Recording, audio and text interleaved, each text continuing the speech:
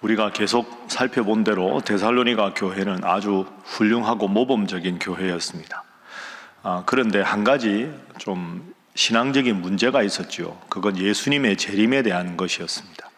예수님께서 하늘에 올라가시고 부활 승천하신 후에 얼른 강림하실 것이다 하고 믿었던 사람들이 실제로 초대교회에 많았는데, 특별히 데살로니가 교회는 예수님이 이미 재림을 하셨다, 곧 재림하신다, 지금 다른 일 할 때가 아니다, 이렇게 생각하는 잘못된 가르침이 교회에 침투해서 그렇게 생각하는 사람들이 많았습니다. 그럼 여러분 생각해 보십시오. 예수님이 이미 재림을 했는데 나는 부름을 못 받았다. 그럼 얼마나 마음이 어렵겠습니까? 근데 또 어떤 사람은 아니야, 아직 예수님 재림한 건 아니고 조금 더 있다가 조만간 예수님께서 오실 것이다, 그런 말을 또 막 퍼뜨리는 사람, 그 말 들으면 또 그 말이 그럴듯하고 이 말 들으면 이 말이 그럴듯하고, 그러다 보니까 예수님이 좀 이따 재림하신다고? 야, 그러면 내가 다른 일 할 때가 아니다. 뭐 저금도 필요 없고 직장도 필요 없고 애들은 쉽게 말하면 학교 갈 필요 없다. 오직 기도만 하자. 그래서 그냥 살림 다 정리하고 마치 우리나라 그 잘못된 이단들처럼 집단으로 어디 가서 함께 기도하면서 그냥 재림만 바란 거라. 이런 잘못된 형태의 신앙이 데살로니가 교회에 만연하고 있었습니다. 이 문제에 대해서 오늘 바울이 다시 한번 이야기합니다. 자, 2절 말씀 1절 2절 보겠습니다. 어제 1장은 인사였고요. 재림에 관한 본격적인 가르침 1절 2절 함께 읽습니다. 시작. 형제들아, 우리가 너희에게 구하는 것은 우리 주 예수 그리스도의 강림하심과 우리가 그 앞에 모임에 관하여 영으로나 또는 말로나 또는 우리에게서 받았다 하는 편지로나 주의 날이 이르렀다고 해서 쉽게 마음이 흔들리거나 두려워하거나 하지 말아야 한다는 것이라. 아멘. 쉽게 마음이 흔들리지 말아라. 지금 예수님 재림하신다, 뭐 재림하셨다, 이거 다 잘못된 것이다. 이걸 몰랐을까요? 알았겠지요. 데살로니가 교회 성도들도 건전한 상식이 있는 사람은 이렇게 생각을 했을 겁니다. 그런데 여러분, 그게 참 입소문이라는 게 무섭습니다. 이렇게 소문이 나면 막 보태지잖아요. 요만한 소문이 막 이랬다더라, 뭐 증거가 있다더라, 저기에서도 그런 일이 있다더라, 막 부풀려지니까 마치 사실인 것처럼 사람들을 오도하게 되는 겁니다. 자, 1절에 예수님의 강림하심, 그리고 강림하신 예수님 앞에 모이는 것에 대하여 2절 보십시오. 영어로나 또는 말로나 또는 우리에게서 받았다 하는 편지로나 주의 날이 이르렀다고. 이 말이 무슨 말입니까? 누군가에게 하나님께서 나에게 영으로 말씀하셨다, 내가 며칠 후에 가리라, 이렇게 말씀을 받은 사람이 직접 있다는 거죠. 말로나 선지자가 아니면 뭐 천사장이 나한테 나타나서 나한테 이렇게 말했다, 우리가 기도하고 있는데 그 집사님 봤잖아, 우리한테 희한한 게 생겼잖아, 이렇게 또 하는 사람도 있고, 심지어는 우리에게서 받았다 하는 편지. 이 말은 나 사실 사도 바울한테 편지 받았어요. 사도 바울이 한 일주일 있다가 예수님 재림할 테니까 지금 다른 일 하지 말고 살림 다 정리하고 그냥 기도만 하라고 했어요. 사도 바울 입장에서는 자기가 편지를 쓴 적이 없는데 거짓말이 자꾸 확대가 되다 보니까 바울이 뭐 재림이 곧 온다는 편지를 받았다는 사람, 뭐 하나님한테 계시를 받았다는 사람, 천사를 봤다는 사람, 그런데 한 사람 말이면 안 믿겠는데 편지 받았다는 사람도 예수님 곧 온다고 하고, 하나님 만났다는 누군가도 그렇게 말하고, 천사 만났다는 사람도 그렇게 말하고, 이게 자꾸 합쳐지니까 이 사람 말도 맞는 것 같고 저 사람 말도, 그러면 증거가 여러 가지네. 아, 진짜 예수님 오시나라 보다. 여러분, 이게 헛소문이 한 사람 두 사람 거쳐가면 사실인 것처럼 되는 겁니다.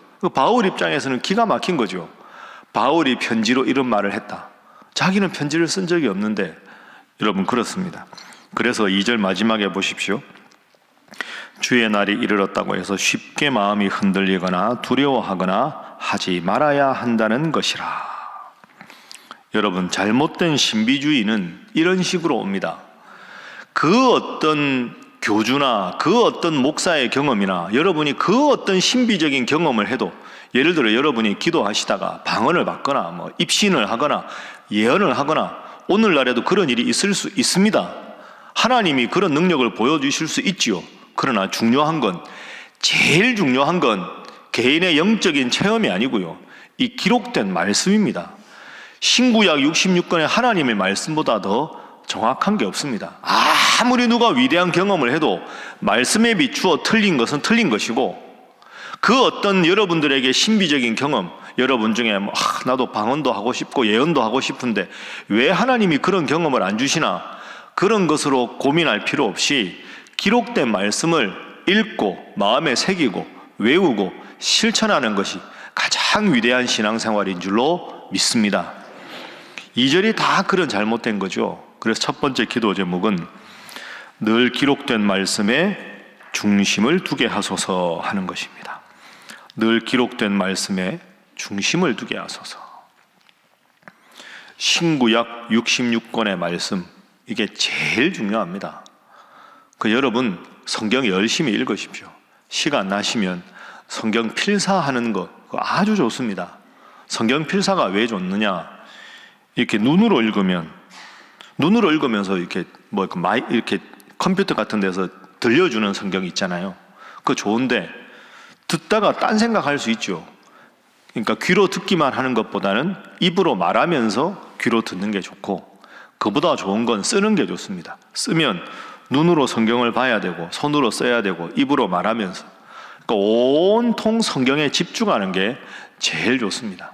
여러분 누가 했다더라, 하나도 안 중요합니다. 하나님의 말씀 66권의 이 위대한 말씀, 날마다 이 말씀 중심으로 살아가서 건강한 우리 신일교회 성도들, 행복한 신일교회 성도들 되기를 주님 이름으로 축복합니다. 자, 이어서 그렇게 성도들의 마음이 흔들리니까 바울이 이렇게 말합니다. 3절 보십시오. 3절. 자, 3절 함께 읽습니다. 시작. 누가 어떻게 하여도 너희가 미혹되지 말라. 먼저 배교하는 일이 있고 저 불법의 사람 곧 멸망의 아들이 나타나기 전에는 그날이 이르지 아니하리니. 아멘. 3절이 오늘 바울이 하고 싶은 말의 제일 중요한 겁니다. 누가 어떻게 하여도 미혹되지 말아라. 그러면 예수님 언제 오십니까? 그래도 궁금할 거 아닙니까, 사람들이? 3절 보십시오. 먼저 배교하는 일이 있고 불법의 사람이 나타날 것이다. 4절. 그 불법의 사람은 대적하는 자라 신이라고 불리는 모든 것과 숭배함을 받는 것에 대항하여 그 위에 자기를 높이고 하나님의 성전에 앉아 자기를 하나님이라고 내세우느니라. 이런 일이 있을 것이다. 이런 일이 있은 다음에야 예수님 재림이 올 것이다. 참 여러분, 사람이 근데 참 그렇습니다. 그러면 배교하는 사람이 있고 자칭 자기를 하나님으로 높이는 사람이 있고, 그런 사람이 온 세상 만물을 통치한 다음에야 배교한다. 그 다음에야 예수님 오신다. 그럼 바울의 핵심은 뭡니까?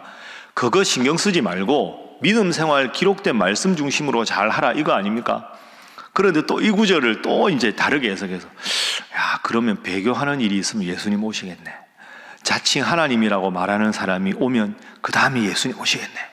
그럼 언제일까? 또 여기에 관심을 가지는 사람들도 의외로 많이 있습니다.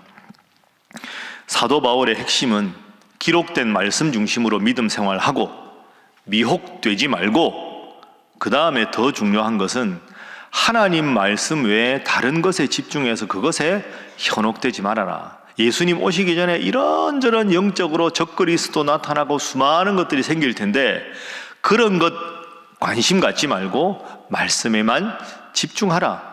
이걸 거듭거듭 말씀하시는 겁니다. 그래서 두 번째 기도 제목입니다. 잘못된 가르침을 경계하게 하소서 하는 것입니다. 잘못된 가르침을 경계하게 하소서. 어제도 우리가 여러분 말씀을 나누었지만 예수님께서도 그날과 그때는 아들도 모르고 아버지만 아시느니라. 그 뒤집어 생각하면 예수님이 그때를 어찌 모르시겠습니까?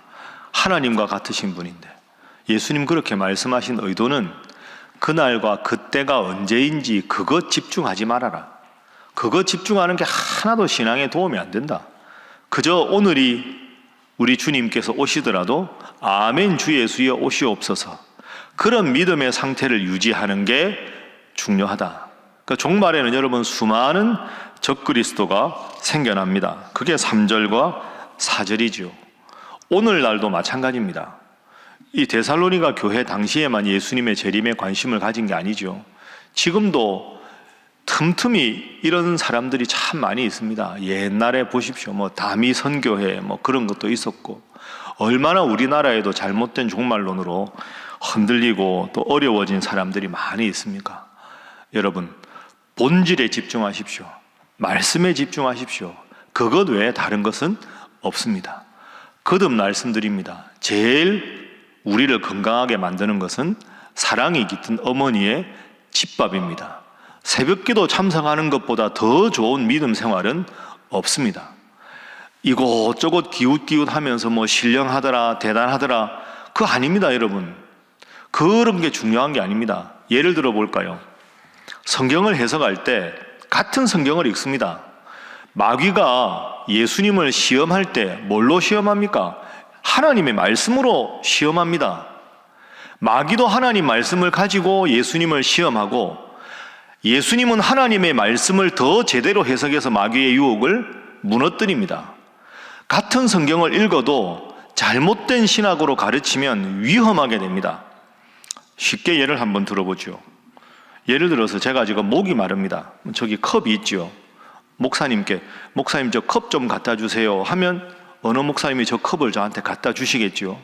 이건 문자 그대로 컵을 주세요 그러면 그걸 컵을 주는 겁니다. 그런데 여러분, 예를 들어 집에서 갓난아기가 보행기에 타고 있는데 이제 엄마가 저녁 준비를 합니다. 근데 아빠가 직장 갔다 돌아왔습니다. 그러면 보행기에 탄 애가 막 이곳저곳 가고 막 아무거나 입에 넣으면 이러면 안 되잖아요. 그럼 엄마가 이렇게 막 부엌에 일하면서 여보 애기 좀 봐주세요 이렇게 말합니다. 그럼 애기 좀 봐주세요 그럼 남편이 어떻게 해야 될까요? 보행기에서 애를 안고 덥석 안아서 이렇게 그냥 안고 다니기도 하고 애랑 놀아주기도 하고 그 말이죠. 여러분, 제가 두 가지 말을 들었는데요. 저 컵 좀 갖다 주세요 하는 말은 문자 그대로 컵을 갖다 줘야 되는 겁니다. 이건 문자 그대로 받아야 되는 거죠. 그런데 여보 애 좀 봐주세요 하면 알겠습니다 이러고 두 눈을 딱 부릅뜨고 애기만 딱 쳐다보는 겁니다. 애기를 보라 그랬으니까 애기만 가만히 본다. 여러분 지금 웃잖아요. 왜 웃으시는 거죠? 아이고 목사님, 애 좀 봐주라는 게 두 눈을 부릅뜨고 애를 보라는 게 아니잖아요. 애가 잘못된 거 입에 넣으면 못 넣게 지지하고, 애가 때를 쓰면 안고 좀 이렇게 둥둥둥 해주고, 그런 말 아닙니까? 여러분, 컵 좀 주세요 라는 말은 문자로 이해해야 되고, 애기 좀 봐주세요 라는 말은 문자 그대로가 아니라 애기가 위험한 일에 안 빠지도록, 애기가 지루하지 않도록, 아이 입에 위험한 게 가지 않도록 아이를 잘 보살펴 주세요 하는 겁니다. 컵 좀 주세요는 문자 그대로 받아야 되고, 애기 좀 봐주세요라는 말은 두 눈으로 보라는 문자적인 게 아니라 잘 보살펴 주세요 하는 겁니다. 말이라도 참 다르죠. 그러니까 성경을 읽을 때도 문자 그대로 이 말씀을 아멘으로 받아야 될 게 있고, 문자 이면에 담겨있는 의미를 잘 파악해야 되는 게 있습니다. 로마서에 보면 바울이 뭐라고 이야기합니까? 항상 이렇게 그 말씀하시는 거 보면 거룩하게 입맞춤으로 서로 무난하라 이렇게 인사하지요. 거룩하게 입맞춤으로 무난하라는 말은 성도들끼리 주님 안에 사랑하라 하는 건데, 이걸 문자적으로 이해해서 여러분들 예배당에 들어올 때 좀 죄송한 표현인데, 성경대로 합시다. 거룩하게 입맞춤으로. 큰일 날 거 아닙니까? 그러니까 성경을 같이 읽어도 정확하게 해석하는 게 생각보다 쉽지 않습니다. 그러니까 바울은 하지도 않은 말인데 바울 편지 받았다, 하나님이 나타나지도 않았는데 하나님이 나타났다, 그러면서 교회를 어려움에 빠뜨린다. 여러분, 잘못된 가르침에 경계하고 제일 좋은 건 새벽마다 말씀 읽고 목사님께서 말씀을 바로 풀어주시는 대로 붙잡고 기도하는 것. 그래서 여러분도 모르게 성경을 바라보는 정확한 안목이 생겨서 믿음 생활 잘하는 것, 어머니 집밥 같은 새벽 기도회가 제일 중요하다 생각하고 앞으로도 평생 하나님 앞에 새벽에 나오는데 힘쓰는 여러분 되시기를 주님 이름으로 축복합니다. 그래서 마지막 세 번째 기도 제목입니다. 굳건한 신앙을 바로 지키게 하소서 하겠습니다. 굳건한 신앙을 바로 지키게 하소서. 신앙 위에 굳건하게 서게 하소서. 바른 신앙에 굳건하게 서는 것 제일 중요합니다. 바른 신앙에 굳건하게 서는 것. 한번 따라해 보시죠. 바른 신앙에 굳건하게 서자. 다시 합니다. 바른 신앙에 굳건하게 서자. 그게 제일 중요합니다. 바울이 오늘 뒷부분에서 계속 말합니다. 14절부터 보십시오. 이를 위하여 우리의 복음으로 너희를 부르사 우리 주 예수 그리스도의 영광을 얻게 하려 하심이라. 따라합니다. 우리의 복음. 우리의 복음. 이 우리는 이 데살로니가서를 쓴 1장 1절에 보면 바울과 실로아노와 디모데죠. 그러니까 예수님께서 바울을 통해서 주신 올바른 가르침의 복음, 이런 뜻입니다. 그런데 지금 데살로니가 교회가 어려운 이유는 뭡니까? 주님께서 바울을 통해 주신 우리의 복음, 올바른 복음이 아니라 잘못된 가르침에 입각한 복음을 위장한 거짓 가르침 때문에 교회가 어려운 거죠. 그래서 14절, 우리의 복음이 예수님의 영광을 얻게 하려 하는 것이다. 다른 가르침에 현혹되지 말아라. 15절에도 보십시오. 자, 함께 읽습니다. 15절 시작. 그러므로 형제들아 굳건하게 서서 말로나 우리의 편지로 가르침을 받은 전통을 지키라. 아멘. 그러므로 형제들아 굳건하게 서라. 예수님 통해서 바울을 통해 주신 말씀에 굳건하게 서야 잘못된 가르침이 들어와도 흔들리지 않는다. 굳건하게 서라. 17절에도 너희 마음을 위로하시고 모든 선한 일과 말에 굳건하게 하시기를 원하노라. 굳건하게 서라. 뿌리가 깊은 나무는 바람에 흔들리지 않습니다. 굳건하게 믿음에 서는 것.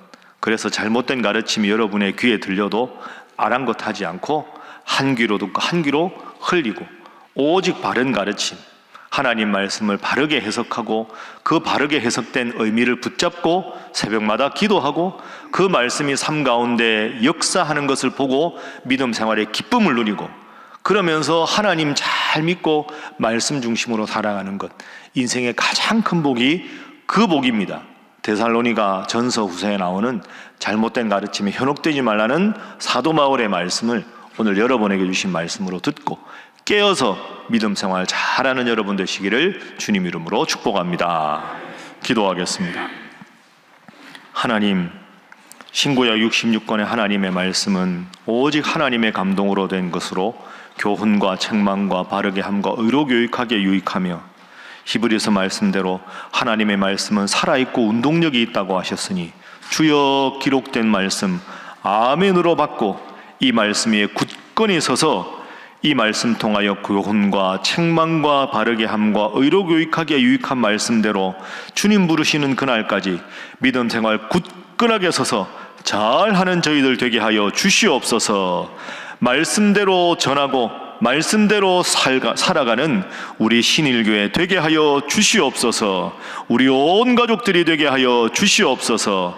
금요일입니다. 교구 모임에도 함께 하시고 교구 성도들끼리 모여서도 서로 말씀을 나누고 은혜를 나눔으로 우리 교회가 정말로 복음 위에 바로 선 하나님께서 주목하시는 교회 되게 하여 주시옵소서. 함께 기도합니다. 주여 믿습니다. 주여 믿습니다. 주여 믿습니다.